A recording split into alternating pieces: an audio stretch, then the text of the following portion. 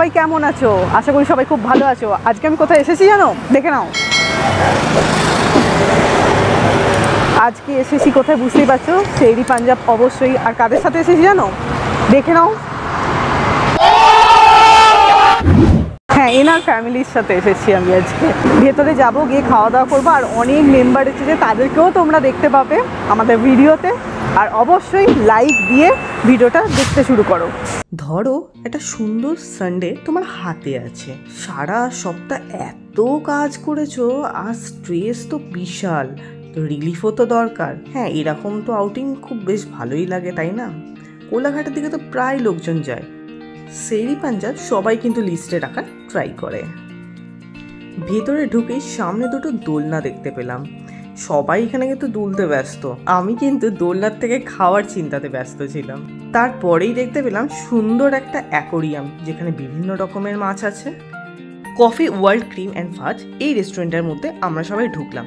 নিশ্চয়ই ভাবছো কেন ঢুকেছে? আরে ওইখানে তো এখনও ওয়েট করতে হচ্ছে আমাদের, মানে ভেতরে এখনও ঢুকতে পারছে না শেরি পাঞ্জাবের। তো ভাবলাম চলো এখান থেকে কিছু স্ন্যাক্স খেয়ে নেওয়া যাক।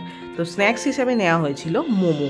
যদি আমি দেখছিলাম, আমি খাইনি, কারণ আমি ভাত খেয়ে এসেছিলাম একটু, তো আমার পেটে জায়গা ছিল না। সবাই তো বললো ভালোই লাগছে। আর এই ভাইটা খাচ্ছিল একটা কোল্ড কফি। গন্ধরাজ মোমো অর্ডার দেওয়া হয়েছিল, আর তার সাথে দুটো চাটনি দিয়েছিল ওরা। ইন্দ্র এমনভাবে খাচ্ছিল যেন সারা জীবনের খিদে একেবারে পেয়েছে।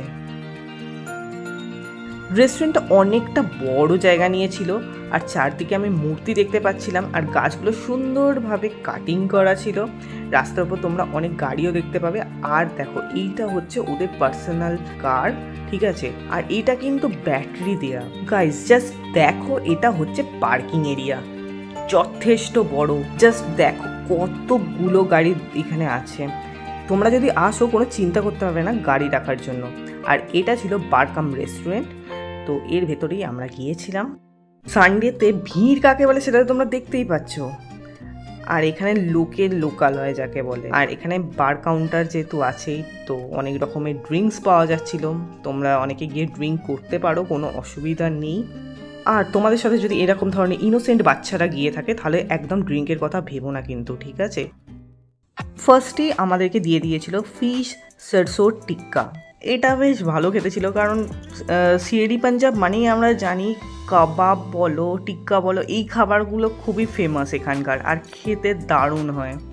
আর টেস্ট সত্যি অতুলনীয় ছিল, আমার তো দারুণ লেগেছিল এটা। আর এটা এক প্লেটের দাম পড়েছিল 620 টাকা। যদিও কতগুলো কোয়ান্টিটি ছিল সেটা আমি তোমাদেরকে বলতে পারবো না, কারণ আমাদের সবাইকে অলরেডি সার্ভ করা হয়ে গেছিলো। আর এটা ছিল তন্দুরি চিকেন, এটার দাম ছিল 520 টাকা। এটাও সত্যি অসাধারণ ছিল, খেতে তো মানে দুর্দান্ত লাগছিল। মানে এত সুন্দর মশলা ঢুকেছিল না ভেতরে, আর চিকেনটা সেরকমই সফট আর সুন্দর কুক করেছে একদম, মানে বলে বোঝাতে পারবো না যতক্ষণ না তুমি মুখে দেবে। এটা ছিল চিকেন পোলাও, যেটার দাম ছিল 370 টাকা। এতে 2 পিস চিকেন ছিল আর 1 পিস ডিম ছিল। তারপর নানও নিয়ে নিয়েছিলাম। আর এটা হচ্ছে মাটন কষা, বেশ ঠিক গ্রেভির সাথে মাটন কষা দিয়েছিল, 3 পিস ছিল। আর এতে কিন্তু আলুও দিয়েছিল। এটা দাম নিয়েছিল 395 টাকা। এটা সত্যি দুর্দান্ত খেতে ছিল। তোমরা নিশ্চয়ই ভাববে সব কি দুর্দান্ত খেতে? আরে হ্যাঁ, এই যেগুলো টেস্ট লাগছিল সেগুলো বলছিলাম, দাঁড়াও তারপরেও বলবো কোনটা একটু খারাপ লেগেছে বা মোটামুটি লেগেছে। বাটার নানটা একটু আমার মনে হলো দামি ছিল, কারণ 110 টাকা করে বাটার নান ছিল, যথেষ্ট এক্সপেন্সিভ। আর একটু ওরা কম করতেই পারতো, তাই না? মানে দামটা রাখতে পারতো। আমি বলছি না এখানে গিয়ে বার্গেনিং করার কথা। আমরা আলাদা করে স্যালাডও নিয়ে নিয়েছিলাম। আশপাশের লোকজনকে খেতে রেখে আমি ভাবলাম আমি একটা ট্রাই মারি। এটার দাম হচ্ছে 920 টাকা। এটার নাম হচ্ছে ব্লু মার্গারিটা। এটা পান করার পর মনে হলো যা খেলাম সেটা জন্মান্তরেও লোকজনকে বলা যাবে না। তারপরেই ভাবলাম যে চলো একটু পোলাও খেয়ে নিই। এতে 2 পিস আগেই তোমাদেরকে বলেছি যে চিকেন ছিল, আর একটা আলুও পেয়েছিলাম। তবে হ্যাঁ, এইখানেই হচ্ছে তুমি একটা দেখতে পাবে যে আমি খুঁত ধরছি, সেটা হচ্ছে চিকেনের মধ্যে ভালো মশলাটা ঢোকে নি। পোলাওটা খেতে ভালো লাগছিল, মানে ঠিকঠাক মতো হয়তো ম্যারিনেশনের প্রবলেম ছিল বা ঠিক করে দাম হয়নি। চিকেনের মধ্যে যতক্ষণ না মশলা ডুবে ততক্ষণ ঠিক মানে ফুললি স্যাটিসফাইড আমরা হতে পারি না। বিশেষ করে যারা খেতে ভালোবাসে তারা তো ধরেই ফেলে। আর এই যে ভালো হয়েছে করে ঘাটটা নাড়াচ্ছি, সেটা কিন্তু পোলাওটার জন্য, ঠিক আছে? আর আজকের শেষ খাবার এখানে এটাই ছিল, মানে শেরি পাঞ্জাবের শেষ খাবার এটাই ছিল। আচ্ছা, আমার নিয়ে একটু তোমাদের প্রবলেম থাকলে প্লিজ আমাকে ক্ষমা করে দিও, আমি এরকমইভাবেই কথা বলি। আর এটা হচ্ছে টোটাল বিল, তোমরা দেখে নিতে পারো। সব দামও আছে। আমরা ভাবলাম একটু চলো হাঁটাহাঁটি করি। হাঁটতে হাঁটতে আমরা আবার পৌঁছে গেলাম আইসক্রিম খেতে।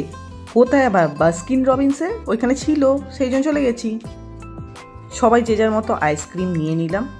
আর অবশ্যই আমি একটা জিনিস অবশ্যই বলবো, থ্যাঙ্কস টু পিসি মানে মিমি আর ছোটো পিসে মশাই যারা আমাদেরকে ট্রিটটা দিয়েছিল, মানে ইন্দ্রজিতের ছোটো পিসি আর পিসে মশাই, আমারও তো অবশ্যই তাহলে সম্পর্কে ছোটো পিসি আর পিসে মশাই বলবো। খুব সুন্দর একটা ডে আউটিং ছিল।